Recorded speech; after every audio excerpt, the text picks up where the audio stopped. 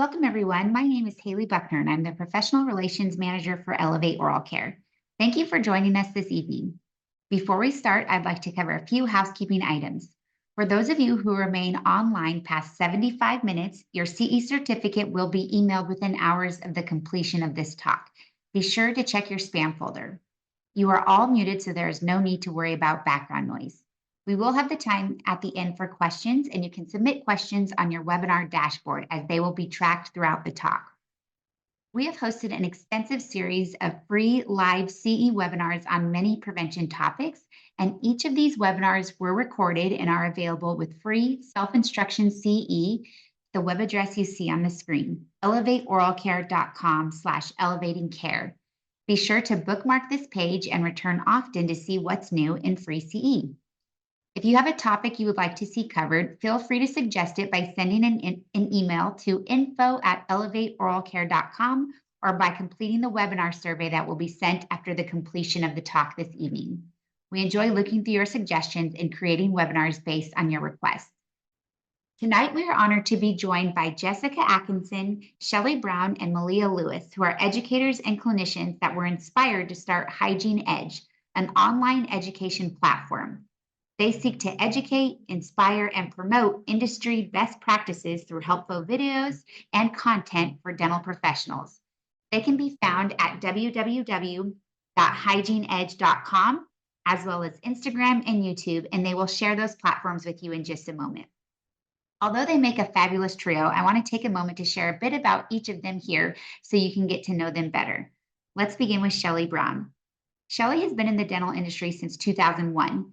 She is an adjunct professor at the Utah College of Dental Hygiene, owns and runs a mobile dental practice called Homebound Smiles, serving a population that rarely has access to a dental professional. She loves riding her 4 young boys around on her cargo bike.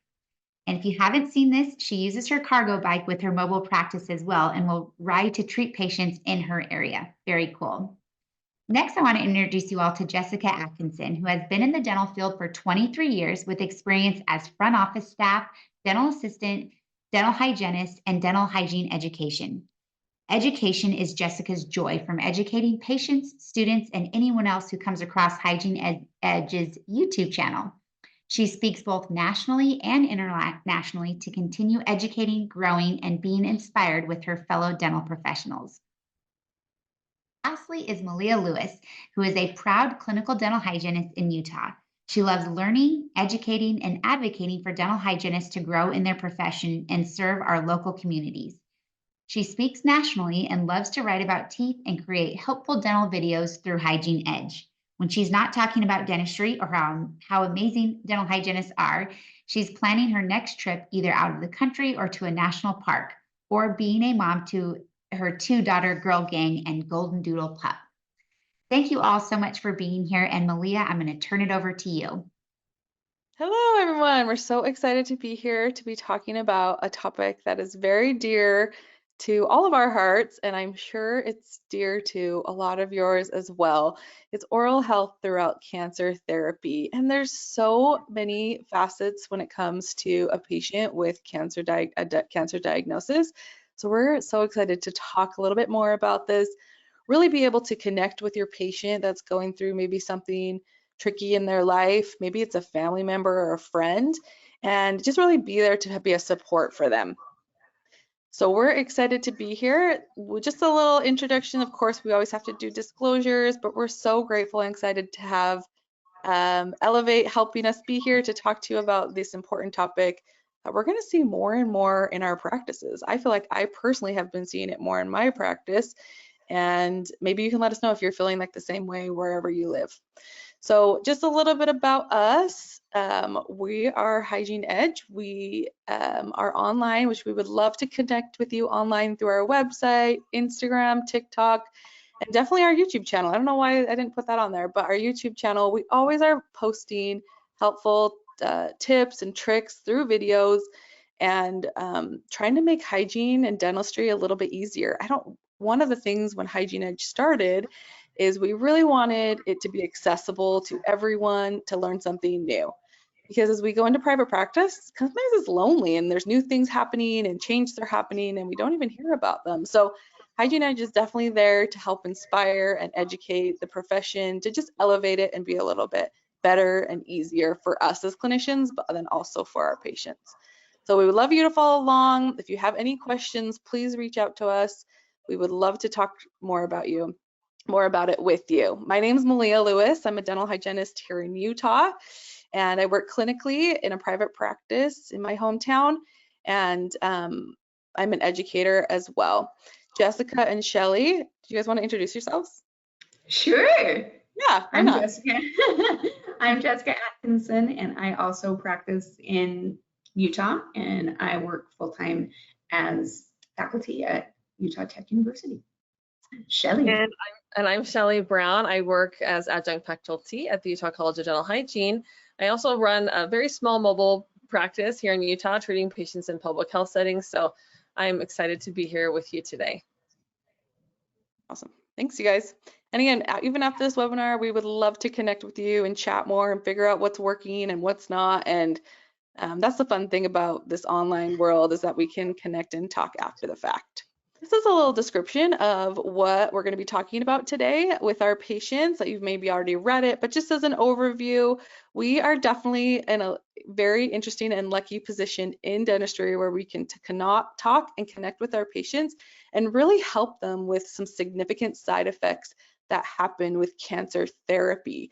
Oral health is so important because A, it causes a lot of pain. B, you can get complications from it. C, it's really tied to nutrition, which is such an important part of healing. And then D, we can be such an advocate for our patients. So let's kind of deep dive into what they're going through and what they might be experiencing. Here's a couple of our learning objectives. You can quickly review those. But again, you'll see these more and more in practice. So just a little FYI, there is quite a few cancer diagnoses here in America, right?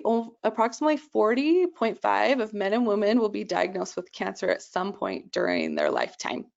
So it's not going away. Unfortunately, each year these numbers come out, it goes up a little bit, or fortunately, depending on the way you look at it.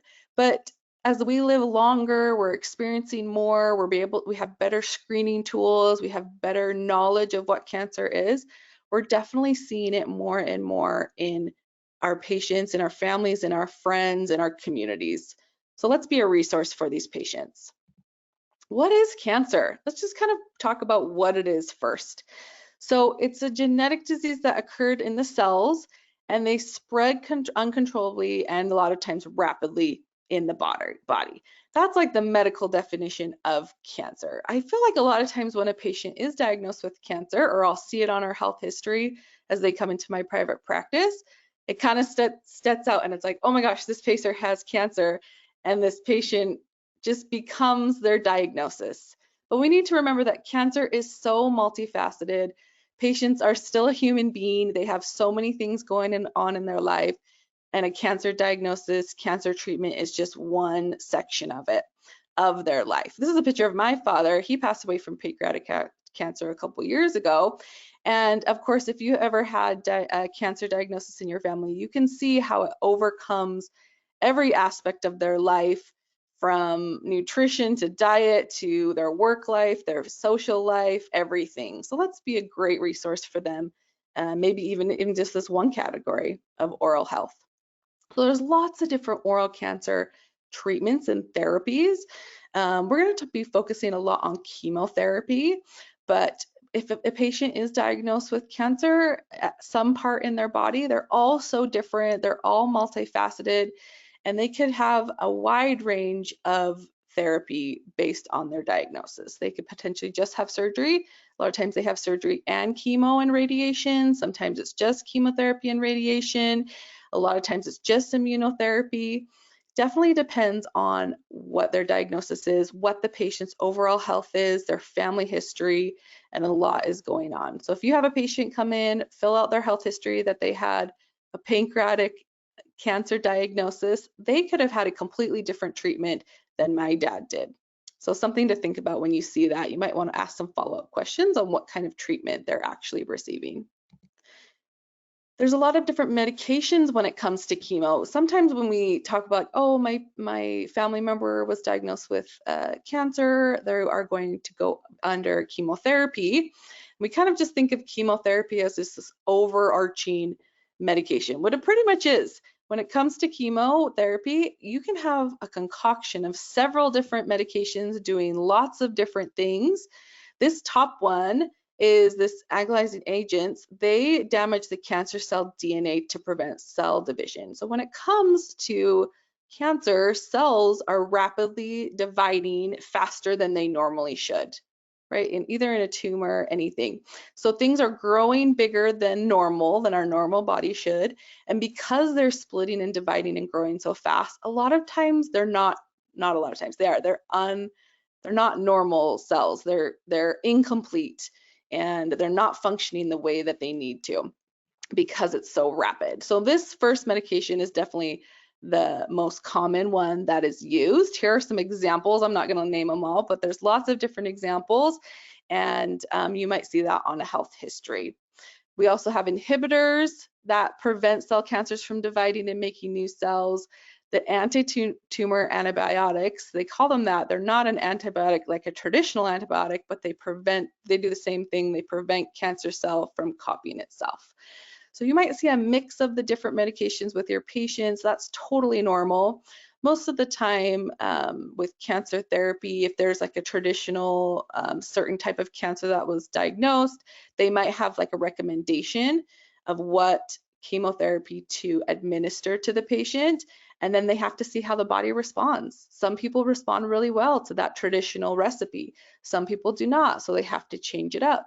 And everyone responds differently to the side effects, which we'll talk more about. There's so many different side effects because of these medications. They're affecting cell DNA of our human patient's DNA, like it's their actual body, right? That's making these incomplete cells. So these are strong medications that target really important parts of the body, and we can see a lot of disruption in other areas when it comes to the therapy. So a couple of years ago, well, it's been 11 years now, a long time ago, when they started to make new treatment plans for patients that were diagnosed with cancer, before it was always focused on like what medication you're going to be using. Are you going to be using just radiology, or are we going to be doing surgery, or what kind of specialists we want to see, X, Y, and Z. However, with research, talking to patients, understanding what patients and families and caregivers are going through, it's so much more than that. They've added this extra big 2 sections in the red dotted outline that patients need help and support and follow up with.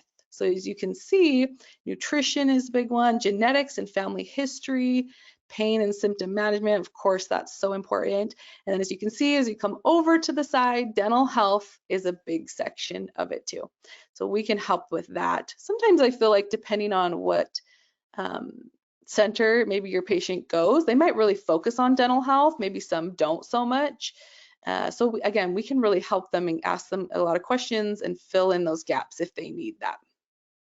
Especially for the caregivers too. Sometimes with a patient, there's a lot going on, there's so much information. So helping and supporting the caregiver that does a lot of the care can be a great option too for us to be able to educate. So here are many side effects of the oral cancer treatments, or not oral cancer, just regular cancer treatments that show up in the oral cavity. We're going to go through each one. So the first one we're going to talk about is xerostomia. This one's like the classic symptom. I don't know if you have seen this as well, but dry mouth is so encompassing. It is really tough on the patient. It's going to change a lot. They get a dry, sticky feeling in their mouth. They get this thick, stringy saliva that you've probably seen before. A lot of times if you don't have saliva, you can get pain and burning, which is painful. Cracks in the lips, which is painful. They can bleed and be really dry. Dry, tough tongue, which makes it hard to speak and chew and taste things or talking. And again, we know that nutrition and having a social connection during a hard time is so important. And if we don't have saliva, that can really affect our nutrition and how we're able to talk and communicate and feeling comfortable, and really can help with healing. So studies show that more than 50% of patients that undergo chemotherapy do have xerostomia, and it can create a lot of discomfort, like this last one says, bad taste, chew problems, swallowing problems, their voice might change. I've had some patients, they say they sound and they just feel like not themselves because they don't sound like themselves anymore. And then because they're not eating, they might have excessive weight loss, which is tricky to heal if we're not eating properly. I know when my father was diagnosed, he started chemotherapy and felt fine for the first little bit, didn't notice a lot of xerostomia. Some patients don't notice it right away. Some people notice it, maybe after a round or two. And when he started to notice xerostomia, it was pretty interesting. He was actually a dentist, and so he said to me, he was like, I had no idea how this would affect my overall life. He's like, I've seen dry mouth in many of my patients, but living it made such a difference to see how it affects so many aspects of his life. One thing that really xerostomia can really affect your patient is it can affect their taste. So it can change how they want to eat and what they want to eat. Again, with my father, he could only taste really sweet things. So kind of at the end, he would only eat jam and toast and really sugary jam or jellies because they were sweet. He could taste them. They were sticky, but like not super dry. It really helped with the bread. So it can definitely affect the nutrition, which it definitely can help with the healing. There are medications that help with dry mouth. They're pretty common, but they are really technique sensitive. This last one on the screen, you have to place it right before therapy, and you kind of have a window of when you can place it and give it to the patient in an IV.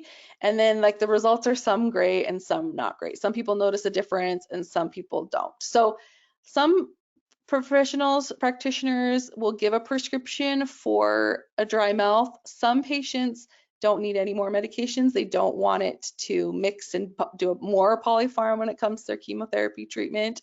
But if you have a patient with severe dry mouth and they're undergoing chemotherapy, it might be something to bring up, and then they can bring up to their practitioner, like, hey, is there something we can do to help with this dry mouth? Because a lot of times I'll have patients come in, they're like, I have really dry mouth, and they don't even know there's other options. So maybe we can present that to them. Of course, that we want to make sure they go back to their specialist. Their specialist is definitely giving the final call with that because they have lots going on. Other things that we can recommend are just salivary substitutes. These can be used every day. There's no like overuse of them. It's really important to make sure that the tissues, the tongue, the cheek, the lips are staying moist as long as possible to really help prevent caries, but also to help with their talking, eating, all the things like we previously talked about. So here are some active ingredients you might see in salivary substitutes.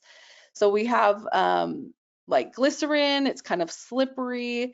Enzymes, salivary enzymes, these ones are the same enzymes we find in humans that they're doing research, but they're using them from bovine and putting them in different rinses and have found some great results with that. Different herbs can maybe help. Some of them are like too strong, so you kind of have to be careful with your patient because if they already have a lot of pain and dry mouth, maybe recommending herbs might not be a great option for them.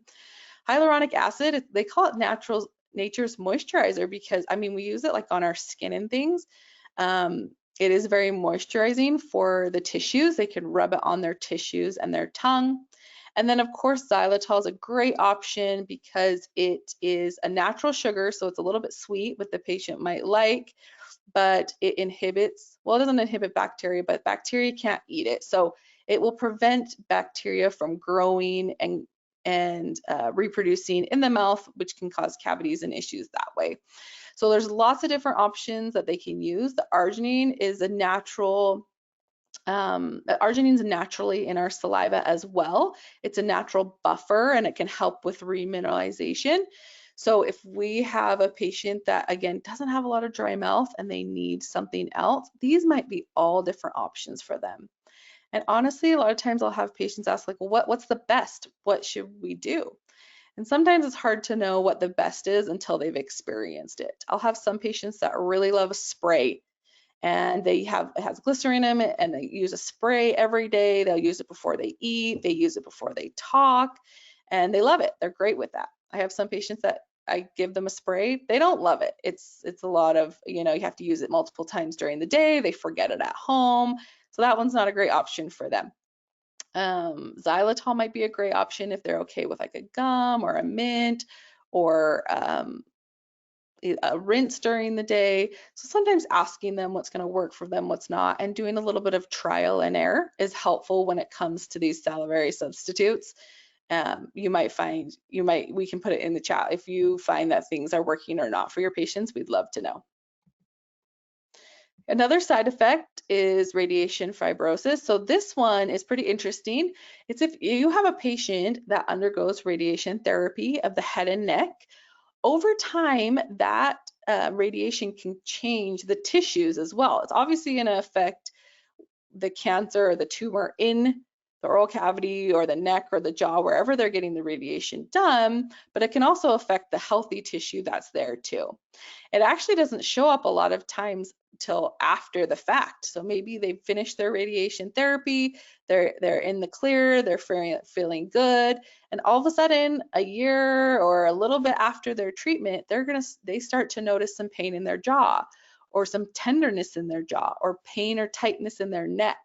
So if you have patients that have undergone radiation therapy, this might be a great follow-up when you do your head and neck exam. Ask them if they have any tenderness in their jaw, tightness, trismus, any neck, they can't move their neck as much. A lot of times people do find great results if they're referred early to a physical therapist, speech pathologist, and they can really work through this tight tissue. I would hate our patients to not know that it's happening. They feel really tight, and then all of a sudden they're like, well, what do I do now? If we can open that conversation for them, that would be awesome. Early intervention, like we know, is so helpful in this radiation fibrosis though. Taste changes are a huge side effect when it comes to oral cancer therapy. Not just oral cancer, chemotherapy. It definitely changes the taste of foods. Bitter foods taste more bitter, sweet foods taste less sweet. So a lot of times patients eat more or add sugar to things so it actually tastes sweet. A tricky thing is sometimes they get a metally taste in their mouth because of the medication. It can go into the saliva. Sometimes it's secreted in the saliva. Sometimes it changes the taste buds just a little bit, so they can taste metally. A lot of times patients report that they notice this more metally taste when they eat protein, especially red meat, which is tricky because sometimes these patients need extra protein for their healing. But if it tastes not the best, they're definitely going to avoid it. Food tastes very bland and boring. They just can't taste anything anymore, or everything tastes the exact same. I've noticed too, sometimes patients be like, I just don't want to eat anything. It tastes all the exact same, especially if someone has been in the hospital for a long time. Maybe you've had some therapies and treatments and had hospital stays, and they're eating a lot of hospital food. They might just be kind of getting bored with the options they have and feel like everything is tasting the same.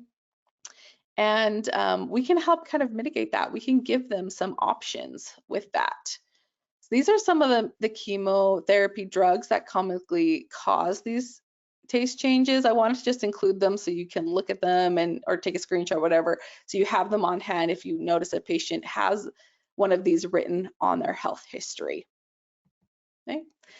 So as we notice these changes in their taste, it totally changes their diet. So a lot of times people will start to eat softer foods because it's a carb. Usually it has more sugar involved, so it's easier to eat without saliva. Sometimes people, they can't taste as well, so they're going to add a lot of salts to their food to actually taste something. Unfortunately, sometimes adding extra salt will make us more dry and drier oral cavity and just dehydrate us a little bit more. So something to be aware of with your patients that are experiencing dry mouth, like, hey, how's your salt intake? Make sure your patients are definitely drinking enough water. Again, it's kind of hard sometimes to drink fluids when you're not feeling so great, but kind of bringing that up to your patients. A lot of professionals recommend sucking on ice chips. So if their primary care physician or their specialist is recommending ice chips or ice cubes to suck on, it might be good to mention, hey, I would love you to suck on them, but maybe let's try to stay away from chewing on them. I'd hate for you to cause an issue from chewing on something hard all day. Sugar-free popsicles might be a great option. A lot of people recommend those, but again, if they're eating them all throughout the day, it might cause a higher chance of caries because of that. And then again, just the diet changes a lot. You're eating a lot more like acidic or bitter, just a lot of like stronger flavors because they're harder to come through in your food. What about oral infections? This one is really common. We see a lot of patients because they are going through a lot to have oral infections like thrush. They might experience a burning pain or a taste. And of course, we know the treatment. It's an antifungal treatment. We know how. Sometimes patients don't even know, like, oh, I'm experiencing this burning. It just must be a side effect of the chemo. But if we see that or talk to them and they like, I have a burning tongue, and we see their tongue, like, hey, we can easily treat this, which is a huge relief to our patients. Sometimes if a patient gets a graft, they're on a lot of like decreased immunity medication, so that graft or that like valve or whatever gets placed doesn't get rejected by the body. And a lot of those medications are very strong, and we can see, because we're trying to keep the immunity down, we can see some oral infections pop up that they maybe previously never had. So if you keep that in mind, if you see those patients that are having some treatment, a lot of these medications are causing their immune system to not fight off things that they normally would be great with. Some things that we can to prevent infection in these patients. Sometimes if we cause trauma with our toothbrush or our toothpick, again, we're not healing as well. So wet the toothbrush before you use it. Make sure they're definitely using an extra soft toothbrush. Of course, regular home care, that's why, and dental visits, that's why they're visiting you and asking you the questions, which I love. Maybe even having a dental and oral healthcare plan set up before your patient comes in. So you have your patient comes in and they express to you that they're going to start, some kind of treatment or therapy. I'm so excited you're here, because now we can get you on a great plan to prevent things from happening instead of fighting symptoms after they show up. It's nice to stay on top of things before. We love prevention. Let's prevent these from happening. Make sure they're using good neutral pH oral care products. We don't want anything really acidic, especially if their tissues are already sensitive. Of course, nutrition is key to healing, and then avoid alcohol and smoking because those are so drying and tough to the tissues. If they don't love the taste and change that they've noticed in their body with either an infection or there's xerostomia or just their taste buds have changed, these are some helpful tips you can kind of give your patient. I'm not going to read them all, but you can kind of look at them and see what would work for your patient or not. Recommending different proteins is helpful because they still need that protein to heal, but giving them other things other than red meat might be helpful. And then if they do want to add extra sauce or flavoring, have them look at the ingredients on the labels. Is this sauce full of sugar? Is it full of additives? Or is it something that will help prevent issues because it doesn't have a lot of sugar, X, Y, and Z? We are going to turn the time over to Jessica now, and she's going to talk a little bit more about some things that happen or in the oral cavity and some side effects that you might be seeing with your patients. I'd like to introduce you to a fellow hygienist. This is my dear all three of our dear friend, Kelly. She is one of our favorite hygienists. And she was diagnosed with T-cell lymphoma, which metastasized to her cervical nodes. And she allowed us to use this photo on one condition, and that is to plead with you to do your oral cancer screenings. That's one of the best things that we can do for our patients, is to be part of the healthcare team that is looking out for their best care. And part of that is for us to do our cancer screenings. If this is a practice that has fallen out of your routine, I ask you to reconsider adding it back, as it is a life-saving practice. And Kelly also really wanted me to give a nice plug to remind us as dental healthcare professionals that we have an opportunity to be part of changing lives and saving lives. So this is Kelly, and with the diagnosis of T-cell lymphoma, she suffered severe mucositis after radiation therapy. Oral mucositis, OM, also known as, is one of the most debilitating side effects of chemotherapy and radiation. And actually, not just a few of the patients that experience chemotherapy and radiation, 83% of patients experience mucositis as a side effect of chemotherapy or radiation treatment. And mucositis is characterized by erythema and ulceration of the oral mucosal lining. It is actually causing damage to the DNA of the basal cell layer, which results in inflammation, ulceration, and extreme pain. What happens for our patients is that they will then have difficulty eating, talking, swallowing, and it's horrible, horrible pain. They often need IV nutrition, enteral or parenteral nutrition, and they often need opioids and sometimes interruptions in their cancer therapy because the mucositis can become so pervasive and painful. If your patients are experiencing radiation, it is often advised to wear a guard or splint if they have an amalgam restoration, because the radiation can hit the metal, which results in backscatter radiation, which then increases the incidence of the mucositis and can alter the treatment schedule as the pain becomes a problem. There is a study group called the Multinational Association of Supportive Care in Cancer / International Society of Oral Oncology. And this group is a compilation of clinicians from many disciplines, including dentistry, dental hygiene, nursing, hematology, oncology, all of those disciplines. And they get together and they review research and make recommendations for treatment. The latest treatment recommendations that I have found are from 2020, and I'd like to share those with you. So here is the latest treatment recommendations from that group. And the first is individualized oral care. Everyone will have different needs, just like our healthy patient population have different needs as far as our oral care is concerned. And so continuing with that oral care is paramount. The second is anti-inflammatories or pain medications.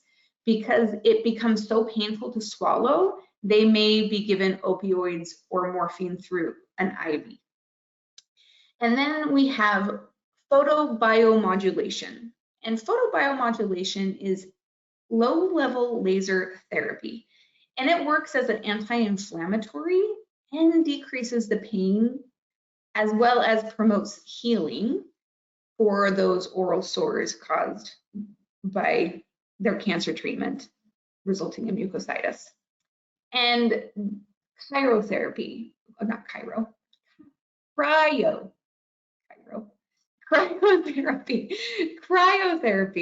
is a therapy that involves any form of ice. There's a big talk about putting your whole body in ice tubs. I do not know much about that, but when it comes to treating mucositis, our patients are often asked to suck on ice chips, cubes, or ice cold water. And this is something that they're asked to do not only before, but during the chemotherapy administration. And they often have a snow cone machine in our cancer treatment facilities because of cryotherapy. And I have it bolded because I'm going to tell you a little bit about my friend in a minute. The next is growth factors and cytokines. So with our growth factors and cytokines, we have the use of KGF-1 intravenously, which is recommended for the prevention of mucositis in patients with only certain cancers. The evidence suggests that this shouldn't be used for all cancers, and so it's not as encompassing or applicable as ice can be, because everybody can have ice. And then we have here to avoid things that are going to aggravate the sores that are already present. So avoiding spicy food, avoiding mints or citrus can decrease the pain that is experienced by our patients with mucositis. So avoiding things that are aggravating is a good idea. And then there is oral glutamine. Many people with cancer have low levels of glutamine during times of extreme stress, so your body may need more glutamine than it can make. So glutamine is the most abundant amino acid, and it is stored in and made in the muscles and the lungs. So what it does is it works at removing excess ammonia, which is a common waste product in the body, and it helps your immune system function at its ideal state. So giving your patient more, having the patient have more glutamine will help them fight off anything that shouldn't be in their body, like cancer. So it increases your immune system function. And it also may be needed for normal brain function and digestion. So glutamine is a really good option to treat mucositis as well as boost the immune system in general. Glutamine may be used preventatively before treatment starts and then throughout. It's swished around in the mouth and gargled for 30 to 60 seconds before the patient swallows it. One of the brands that I've found was Helios, that's spelled H-E-A-L, so Heal, ios, I-O-S, and it has L-glutamine and L-arginine for the xerostomia that our patients are often experiencing in addition to the mucositis. And we also have a steroid called dexamethasone. It's a corticosteroid. It's a cortisone-like medicine or steroid, and it works on the immune system to help relieve swelling, redness, itching, and any allergic reactions. So that's also used to treat mucositis, as swelling, redness are a huge aspect of mucositis. It is also suggested to use zinc. So zinc is suggested that being a systemic oral zinc may benefit or prevent oral mucositis in cancer patients, and it promotes wound healing. And last but not least is topical. A nice, hopefully quick relief to mucositis is having a coating agent. So topical honey applied topically, administered systemically, has been suggested for the prevention of mucositis. When the work group reviewed the data, they could only make a suggestion, as we don't have enough studies to make it a stronger suggestion. And there are also other coating agents, like some of these words, guys. Acemanan, A-C-E-M-A-N-N-A-N, or mannose polysaccharides. Those are found in aloe vera, and they bind to sodium ions that inhibit the pain impulse, also enhances healing, and studies have shown that it may help expedite that healing. You can swallow it for relief in the throat as well as swish it around in your mouth. Some brands that I found here are Oral Ace or Oral Soothe. Now, this is my friend Carly. She and I went to high school together, and she was diagnosed right after her honeymoon with non-Hodgkin lymphoma. This is a cancer of the lymphatic system.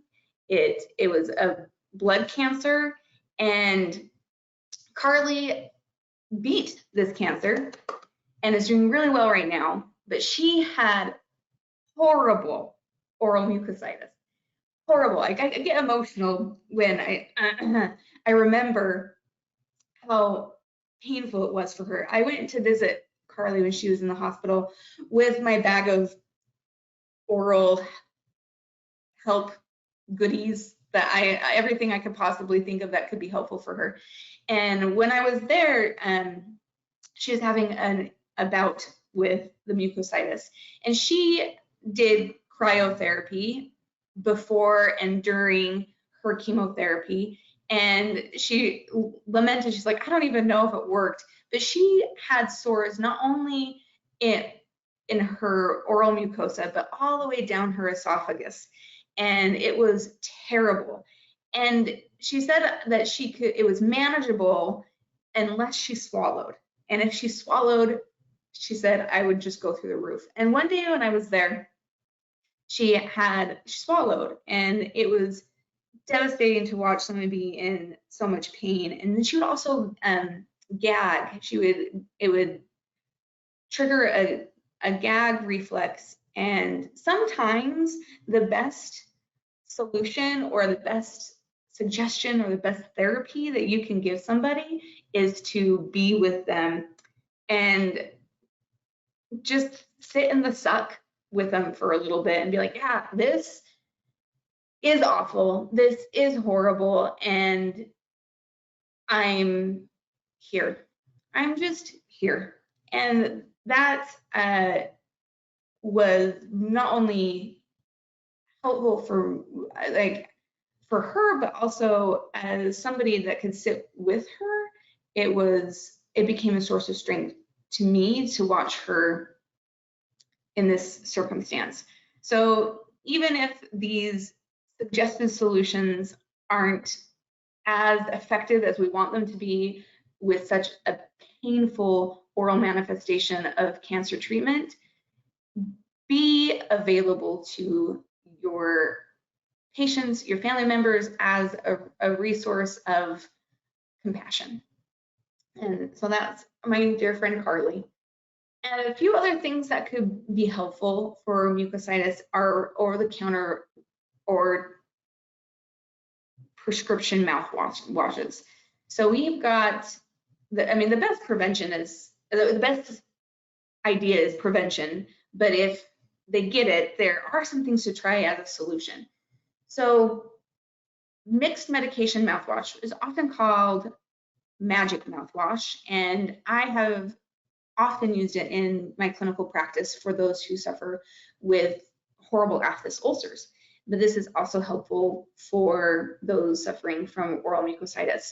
And the magic mouthwash is a lidocaine Benadryl mix with Maalox, like an antacid like Maalox. So we've got the lidocaine to decrease the pain, the Benadryl for the anti-inflammatory properties, and then the antimicrobial or antacid, the Maalox, to help relieve the symptoms of mucositis. And this provides short-lived pain relief, but does little to actually prevent or treat the mucositis. This is just to take the edge off. It is suggested that a 0.2% morphine mouthwash may be also used for pain management with oral mucositis. And there was a study that was shown that the morphine demonstrated a statistically significant shorter duration and lower pain intensity of the effects of oral mucositis when the morphine mouthwash was used. Now, over the counter, we've got a sodium bicarbonate. The panel acknowledged that sodium bicarbonate is a harmless, bland rinse that can be helpful for oral hygiene maintenance and patient comfort. And how you make this is 1 teaspoon of baking soda and a glass of warm water, mix well, and swish. And then saline, the panel also acknowledged that saline is harmless and bland and can be helpful in oral maintenance and decreasing that patient discomfort.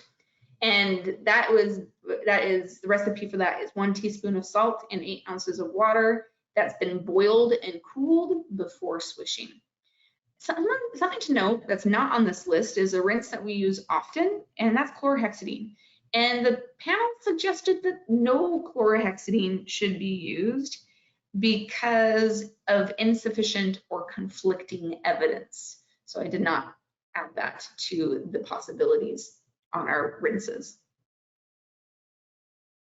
Now, another common complication of cancer treatment is chemotherapy-induced thrombocytopenia, which is abbreviated as CIT. It's a common side effect, and it's a condition where you have a low blood platelet count. The thrombocytes, they're colorless blood cells that help our blood clot, and platelets stop bleeding by clumping and forming plugs. And sometimes this gets interrupted, and our patients are more likely to have gingival hemorrhaging or palatal petechiae. So if your patient isn't already a really good flosser, this is not the time to start. If they're not already really good at using their interdental aids, this is not the time to start. If they're already not really effective at brushing, this is not the time to become really good at it during chemotherapy because of the risk of chemotherapy-induced thrombocytopenia.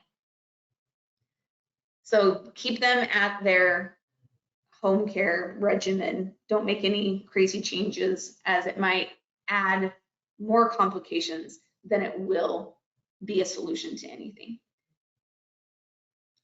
Another complication of cancer treatment is impaired bone remodeling, which includes the increased risk or prevalence of periodontitis or osteonecrosis.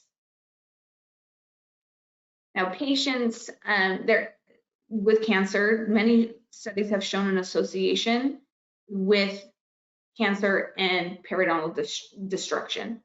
And many studies have shown no correlation. So there's more study that needs to be happening.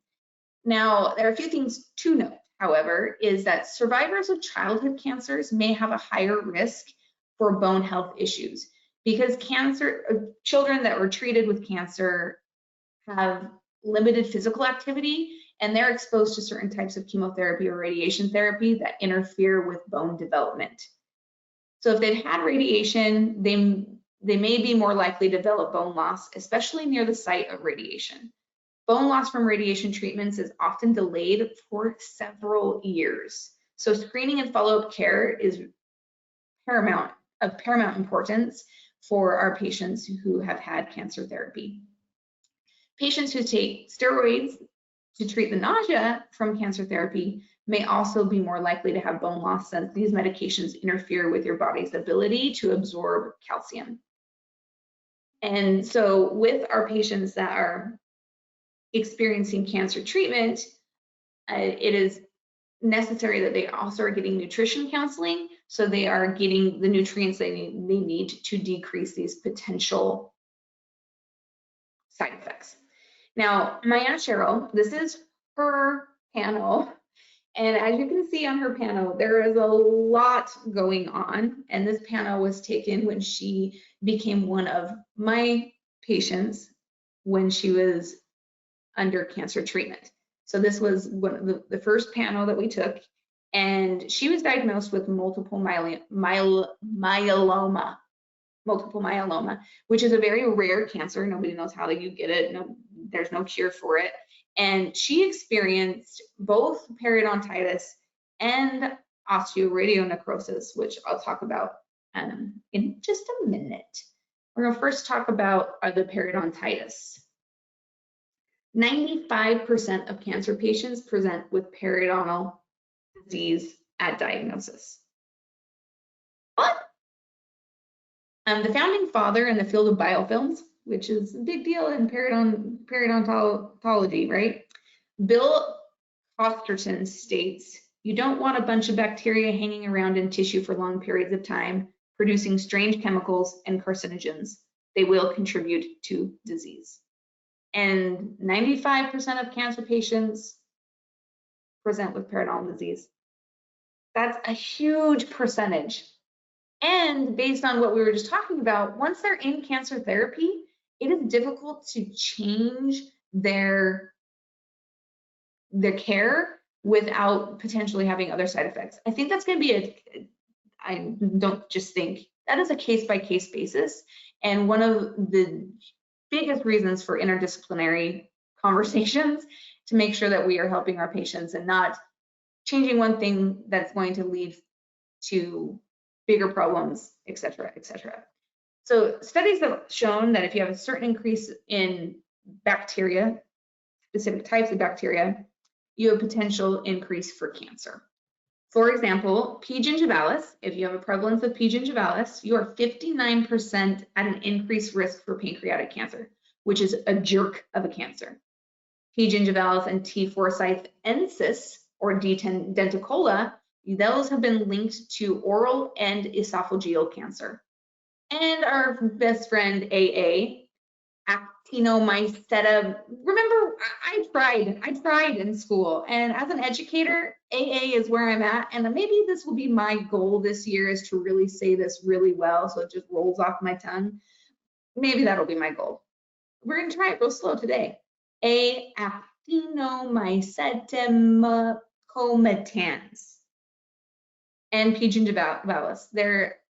If there's an increase there, there's an increased failed response to cancer treatment, and you're at a greater risk of recurrence.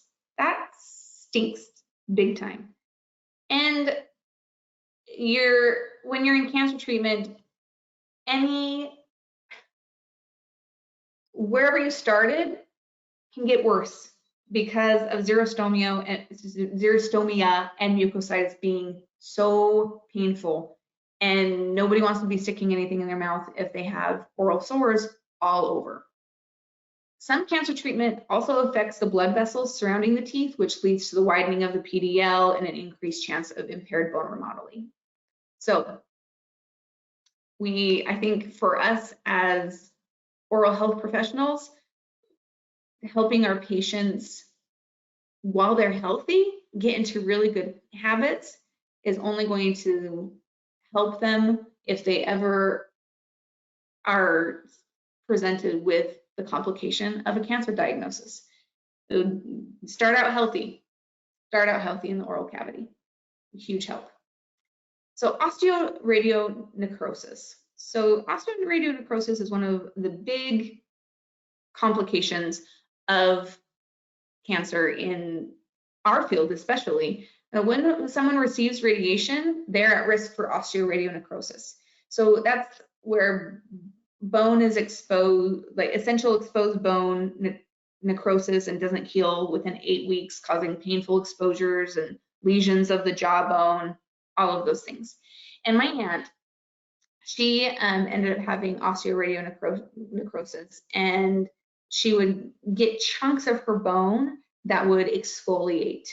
And she was under really close care of the doctor that I worked for at the time and treating this, and it was really uncomfortable. And really, even though she knew it was a potential side effect, it's jarring for a patient to have part of their bone come out and look rotted. It's traumatizing. So this happened when you saw her panel. There was a lot going on, and necrosis of the bone can happen during extractions or other surgeries, and hers was when we were targeting the caries that were present, and it just was something that disrupted her body's happy place, and she ended up with osteoradionecrosis and is doing really well now. But how you can prevent that is hyperbaric oxygen treatments. And I didn't know that at the time, and neither did the dentist that I worked for. And so she wasn't receiving hyperbaric oxygen treatments, but that is one of the ways that you can prevent osteoradionecrosis. So how that happens is the air pressure inside is raised to a level that's higher than normal air, and that increased air pressure helps the lungs collect more oxygen, getting more oxygen to the tissues so it can heal or fight certain infections. These treatments usually are 2 hours. The patient just chills. They need to vary from 40 to 60 sessions done 1 time per day, 5 days in a row. And that is helpful to prevent osteoradionecrosis. If patients are treated with IV bisphosphonates, which can be a cancer therapy, and bone osteonecrosis of the jaw can also develop. So those are some of the things that can happen when we are trying to treat what is happening in the oral cavity. And one of those things that happens is an increased risk for caries. And Shelley is going to talk to us about what we can do in that realm. All right, thank you so much, Jessica. My topic today is on caries prevention. So they did a study that was really interesting that talked about how 97% of patients actually needed dental treatment before beginning cancer therapies, but only 81% actually completed the restorative dental work. That is a crazy number to me, that most of them needed work, but only 81% were able to, get that complete. There's a little gap there, right? So sometimes when we're treating patients, if they're there that day, maybe consider let's do as much as we can today, because they're going to be starting treatments pretty quickly, most likely. And so if we can prevent, if we can get any restorations done or fillings or extractions done, initially or quickly, that can help them, just not have to worry so much about their mouth while they're going through cancer therapies. So really important to be considering that when we're talking about caries. So as we go throughout here, let's talk about maybe what are some of the things that we could do before. What restorations do we need to do? If we're extracting teeth, for example, this patient here needed number 18 and number 14 extracted. And, most likely on a regular patient, we would do an implant. But this patient, it's going to take healing of the bone, and then you're going to have to wait 6 months to be able to place the crown on the tooth. They might not be a good candidate for certain types of restorations. We might have to delay those things until after their treatment is done, right? Could we do any root canals? Do we need to do any extractions? And one thing I want to talk to you about today mostly is fortifying high-risk areas. Very, very important on patients who are going through cancer therapies. For example, there is one specific cancer therapy that's, I guess, a side effect from those therapies are what are called radiation caries. Specifically, when a patient goes through head and neck radiation, generally about 6 to 12 months afterwards, they might experience this radiation caries. Mostly that's from, of course, dietary changes. It's from the radiation damaging the salivary glands. Also, the radiation directly damaging the hydroxyapatite as well. This generally is going to affect about 30% of patients. They're going to experience this radiation caries. So in that case, what do we do for patients who are maybe having head and neck radiation? What extra support could we give to them to prevent radiation caries from happening? Well, of course, remineralization options. For example, maybe even a fluoride tray. We don't do those a whole lot in dentistry anymore. I feel like I've never actually, often made a radiation or custom like fluoride tray for patients because we have varnishes and things like that. But this might be a great case to chat with a patient about utilizing something like this. Sometimes they're tricky to use because patients, they lose motivation, and sometimes even during treatments, if there's mucositis, it's super painful, they're not going to be able to tolerate a fluoride tray to even put it in their mouth once that sets in. So this could be even something that after they have head and neck radiation, that they have a custom tray and they're using it for a lifetime because they have that damage to the salivary glands that might be progressive or always throughout their life. So something like this, they would use it 5 minutes a day. They would put like a 1.1% neutral pH sodium fluoride in there, or even a 0.4% stannous fluoride in just a small ribbon, of course, into the tray. And then they wear that for 5 minutes. They take it out, they spit, but they don't rinse, right? Like too many patients rinse away all of the benefits of the toothpaste. And this could be something that they do for a lifetime. We may also give them the option of a fluoride toothpaste, a prescription toothpaste with a little more higher dose of fluoride in it. And then maybe even more frequent fluoride varnishes throughout their treatment and throughout their life if they need, based on this radiation caries. Next, let's talk about how to fortify high-risk areas. And there's a few options that we have that are really non-invasive for our patients that we can do in the office, not something that our patient has to take home, like the fluoride trays or something like that. These are things that we can do to fortify these areas. CareQuest came out with a new non-invasive caries therapy guide. It's kind of like the playbook to non-invasive caries, and I love it. It's like the new Bible of dentistry, in my opinion. And when it first came out, I was just perusing it and loved all of the information in there. So you can definitely type in the CareQuest non-invasive caries guide and check it out for yourself and implement these things into your practice. But two of the things that is talked about in that caries therapy guide are what are called the self-assembling peptides, the P11-4. These are great for non-cavitated lesions, but like our white spot lesions. So if any of your patients who are going to be going through cancer therapies, cancer treatments, have any white spot lesions, let's fortify those. Let's make them stronger, because when they go through their treatments, they're going to be at higher risk for caries.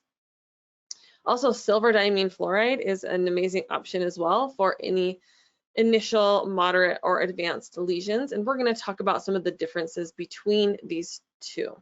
So first, let's discuss the self-assembling peptides. So let's say, for example, your patient's going to be going into a cancer therapy and they present with a lesion that looks like this, a white spot lesion. So you can place these self-assembling peptides, the P11-4, on this area to help remineralize it. So what's going to happen is through dental biometric technology, they have these self-assembling peptides that actually can regrow hydroxyapatite. They're going to take the calcium and phosphate from the saliva and put that back into the tooth.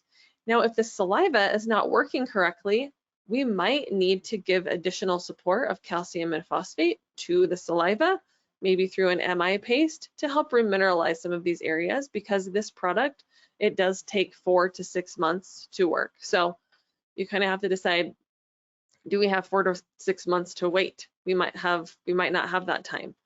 We might not have, the saliva or whatever it might be. So we might have other options for that, which we'll talk about here momentarily. But what happens here is initially you take this little, you can see on the bottom of the screen, it's kind of like a spongy foam, and you place it on there, and it draws in calcium and phosphate into a gel-like matrix. So initially this matrix forms of these, you kind of microscopically think of little like webs, like a little framework of a house, built a structure that calcium and phosphate can then adhere to. And usually there's about a 95% success rate of remineralization of these areas.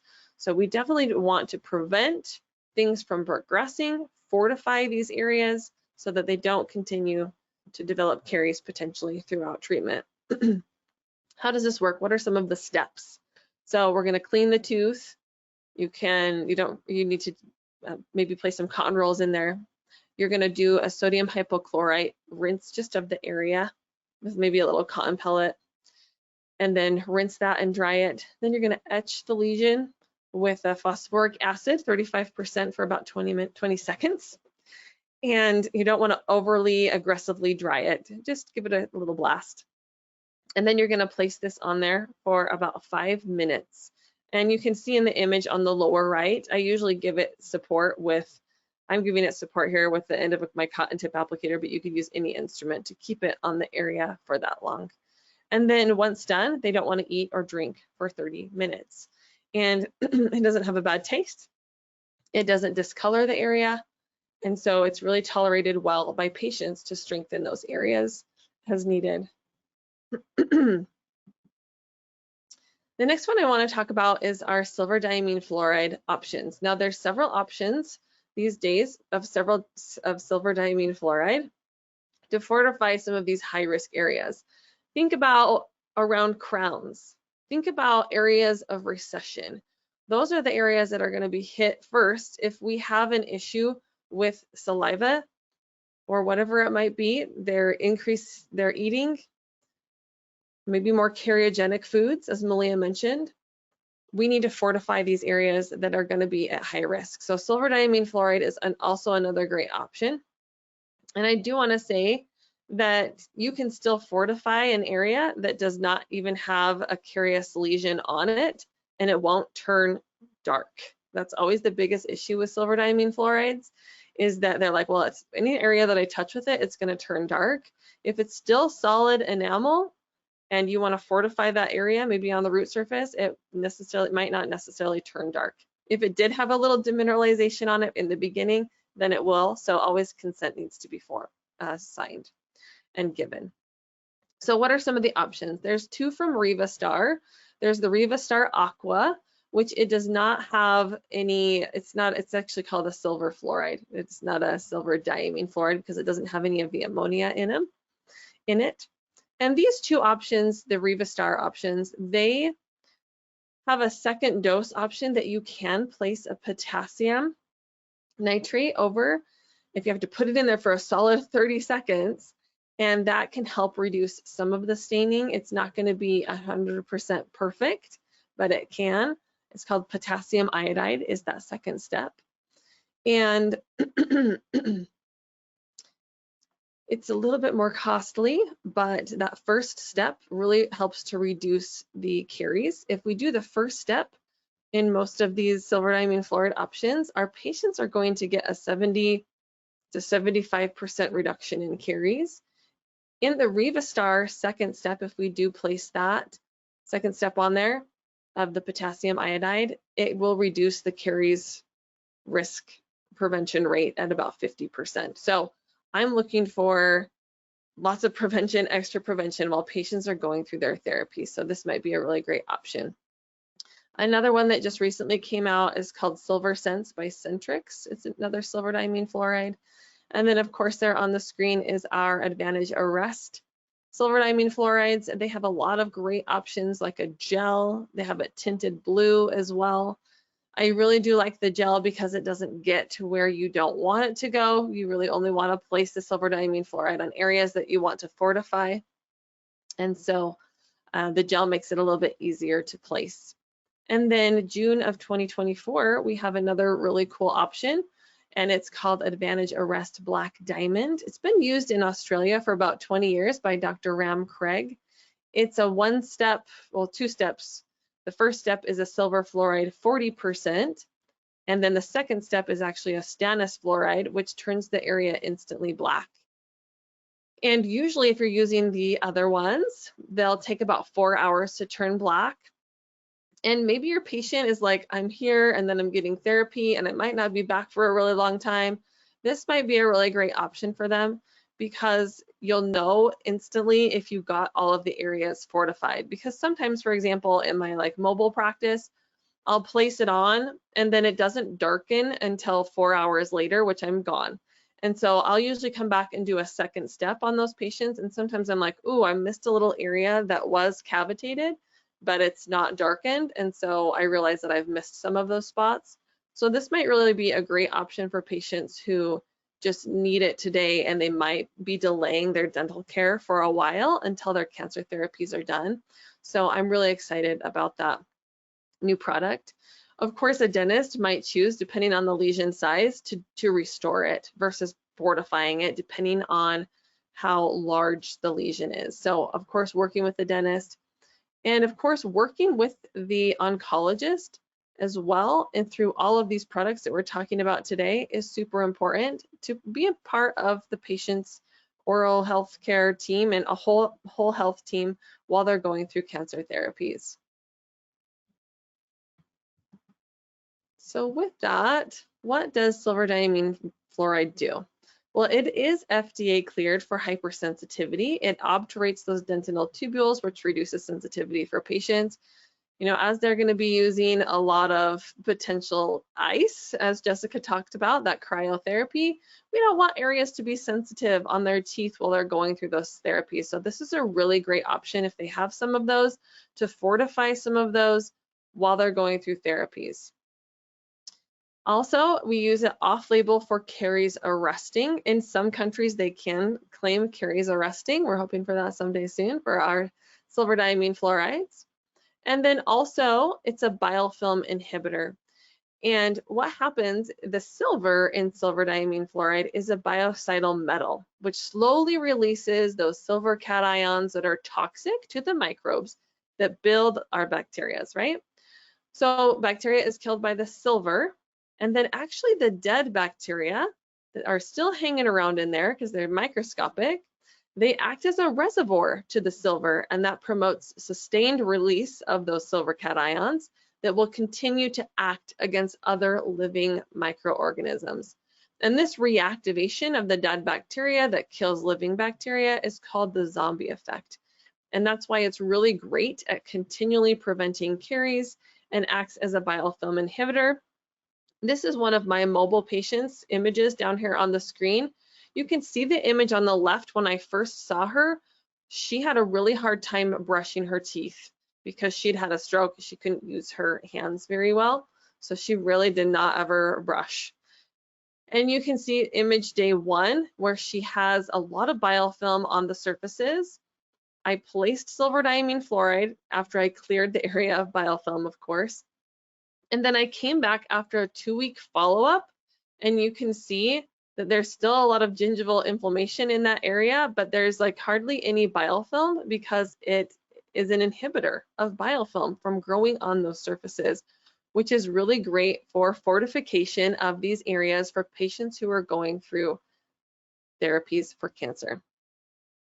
Also, another reason why it's a biofilm inhibitor, they've tested it. They tested it in little petri dishes, and SDF has a higher inhibition zone when you compare it to something like sodium hypochlorite. So it will kill the bacteria at a greater zone and continually be working for our patients while they're going through those therapies.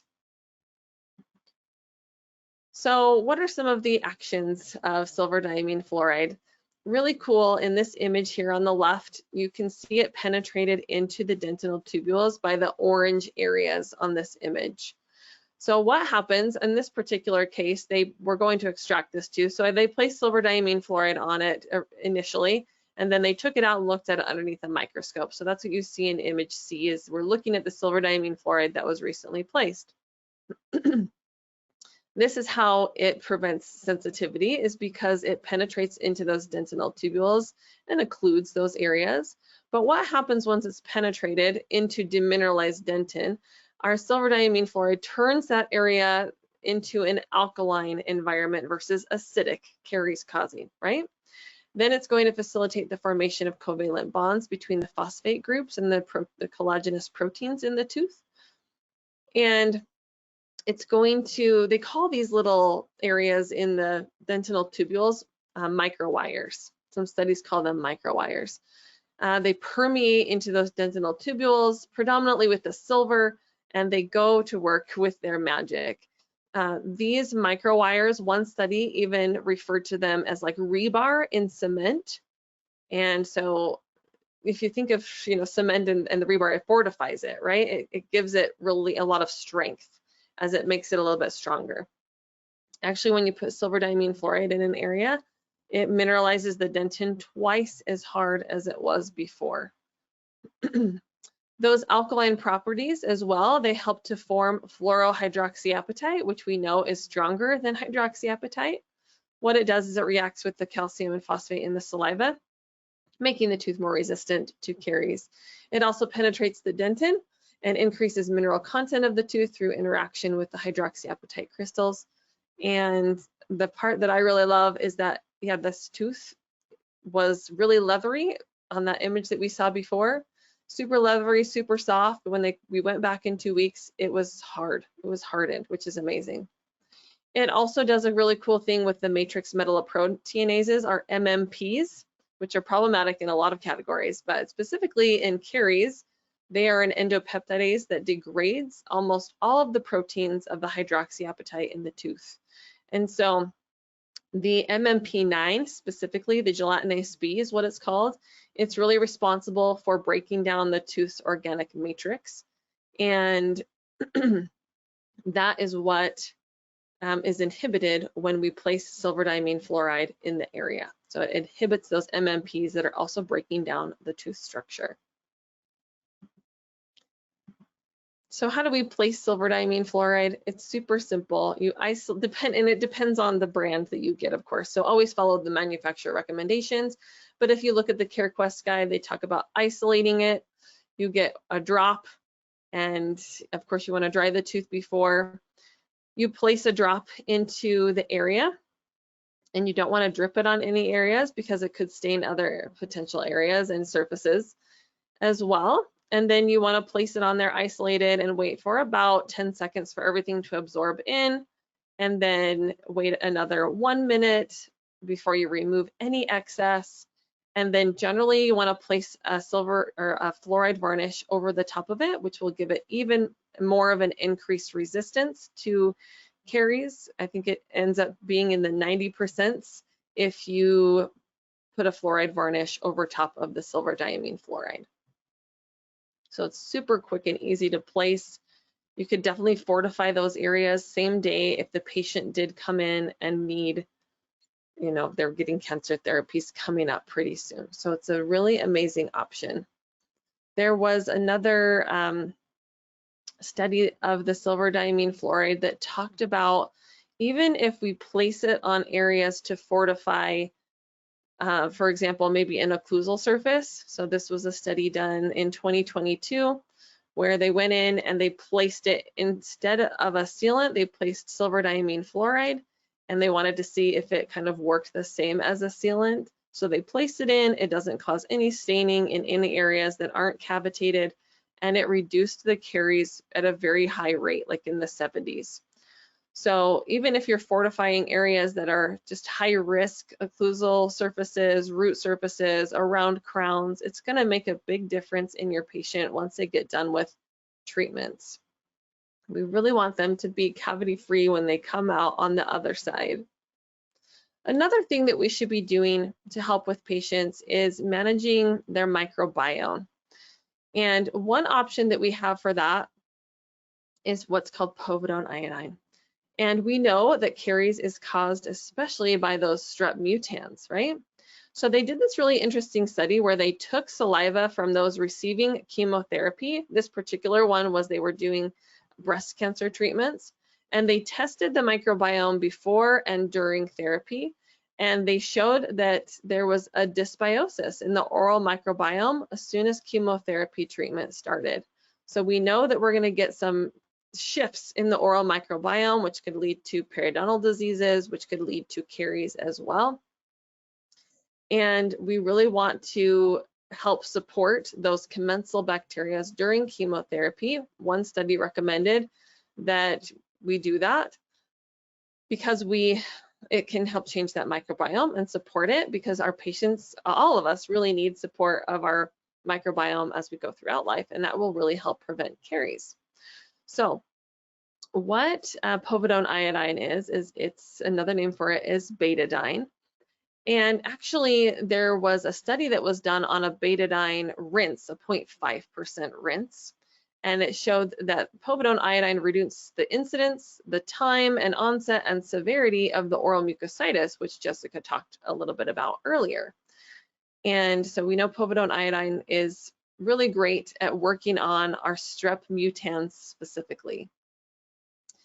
When it comes to caries, actually the CareQuest guide has a recommendation to apply a 10% povidone iodine, a little bit different than the mouth rinse that you can get over the counter. That's a 0.5% that I mentioned that's great for the mucositis.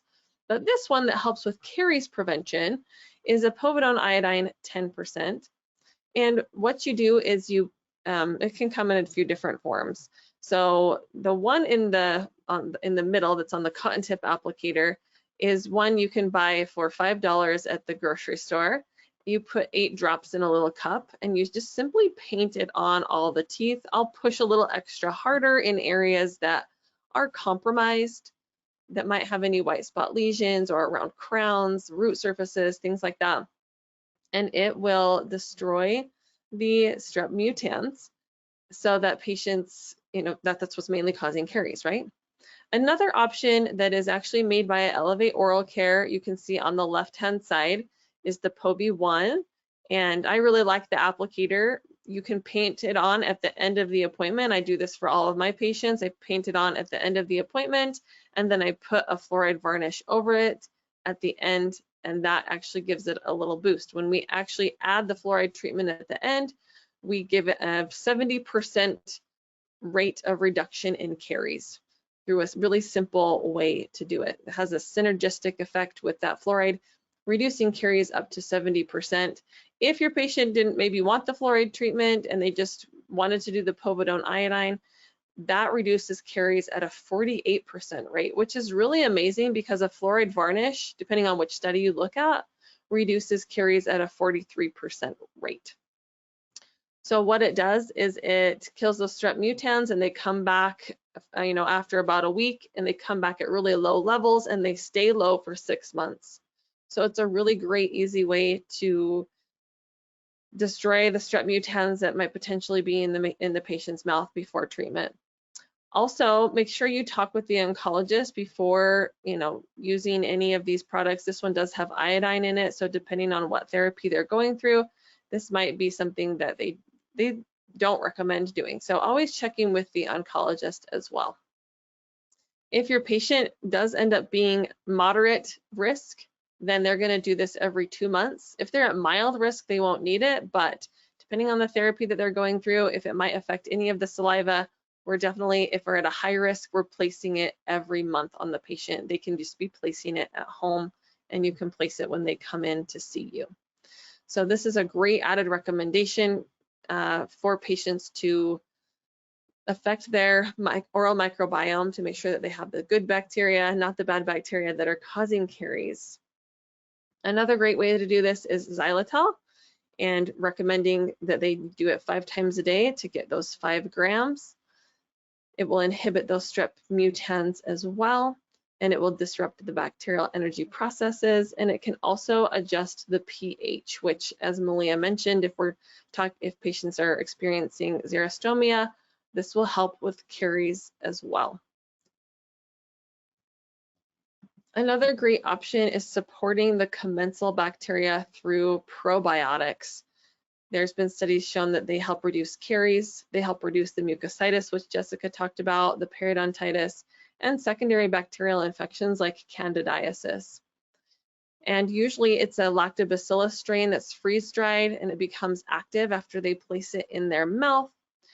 And especially, they've done a little study on head and neck radiation and mucositis, and that it can help shift the disease, the microbiome to one that is positive for our patients. There was another really interesting study that talked about, where they did in Germany. They did it on the 72 healthy sailors of a naval ship, and they gave some of them the placebo and some of them the probiotic.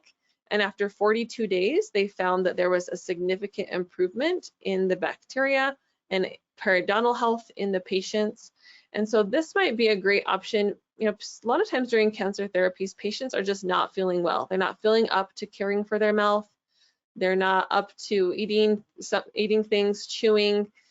So this might be a great way, like if they're just in bed, they're not feeling well, have them put some probiotics in their mouth to help during those times of, waning personal oral hygiene. And that can give them support during those therapies. Another issue that we might see that causes caries is if our patient is vomiting a lot as a side effect from their chemotherapy. When stomach acid comes up, it's a 1 to 3 pH, super low, and it will cause erosion of our patient's teeth, lower that pH, which is going to increase their risk for caries, increase that super acidic environment. Reminding our patients wait 30 minutes to brush, a great way to balance the pH afterwards if you are vomiting. Xylitol, a sodium bicarbonate, like 2 tablespoons in 1 cup. I've even tried the sodium bicarbonate gum. It's kind of gross, but it also, can help bring that pH down. Just simply rinsing with water afterwards, or using a toothpaste that has lactate in it can also help bring that pH where we need it to be. Also, a patient who might be experiencing a lot of nausea, they might choose to use cannabis to help with that. And cannabis, when it's smoked, also has, affects dry mouth. So it causes even more dry mouth, which could induce caries, increase that caries risk. The THC that is in cannabis as well also acts as an appetite stimulant. So they might be consuming more cariogenic snacks, which will then increase their risk for caries as well. And there have been studies that shown that regular cannabis users have a higher increase in caries risk as well. And so maybe chatting with them about maybe not consuming cariogenic snacks, what type of snacks would be better in between their eating as well, to help support patients during cancer therapies. So I'm going to actually invite Malia back on. She has some great resources that she wanted to go over here at the end on where patients can get more support, because I think that's the biggest part. Is we want to help our patients, but it's like we are only one person, so we're going to need to, a village to be able to help patients feel supported throughout their cancer therapies. So where can our patients get support? This is such a big question. Even our caregivers, where can they get support needed for next steps? It's overwhelming having a diagnosis of cancer. It sometimes can be scary, but having a support group there is very important to buoy a patient up, really get them through, having a positive experience and get all their questions answered. We just want to share lots of societies, some networks on this page that have great resources, and especially locally. It's nice to have someone in your backyard that can help you navigate and know what professional to go to, and who's going to work or help with you in your local town. So don't be shy to tell them. Maybe even you as a clinician yourself can look up your local chapters, your local groups, even on social media, and see what people are talking about and what's helping and what's not in their area, and go from there. You can personally become such a great support to your patients, both with their oral hygiene, but just as a support and a source of love when it goes to this kind of interesting, crazy, life-changing time of theirs. We want to thank you so much for hanging out with us today. We're going to do a little Q&A here in just a bit, but let's stay in touch. If you have any questions for us, you can email us at hello@hygieneedge.com. Feel free to look up our website. We actually have a lot of videos on silverdiamine fluoride placement and placement of the povidone iodine. So if you're interested in seeing those things in action, we have our educational videos on there for you to look at. So thank you so much for your time.